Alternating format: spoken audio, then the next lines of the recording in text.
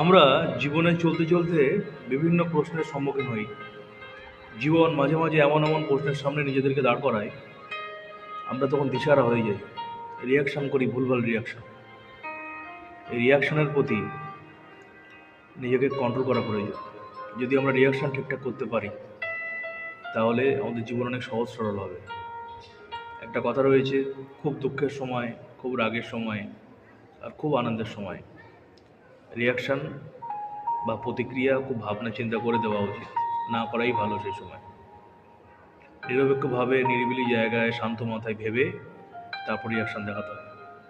কারণ আমরা জীবনে যত সমস্যায় পড়ি, সময় আমাদের ভুল রিয়াকশানের জন্য, ভুল কথা বলার জন্য।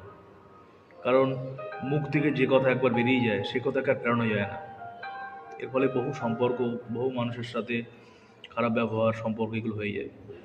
কারণ ওই ধনুক থেকে তীর ছাড়ার মতো, ধনুক থেকে তীর ছাড়া হয়ে গেলে একবার যেমন সেই তীরটাকে ফেরানো যায় না, মুখ থেকে কথা একবার বেরিয়ে গেলে সেটাকে আর ফেরানো যায় না। যতই আমরা সরি বলি, যতই আমরা ক্ষমা চাই না কেন, মনে যে দাগটা ফেলে যায় মানুষের, সেই দাগটাকে মুছে যায় না।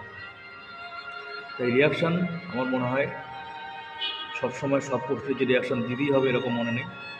রিয়াকশান না দেখানোই ভালো সবসময়, আর দিলে ভেবেচিন্তে রিয়াকশান দেখানো উচিত। তাহলে সমস্ত সম্পর্ক ঠিক থাকবে, সবার সাথে ভালো সম্পর্ক থাকবে এবং জীবনটা অনেক সহজ সরল হবে।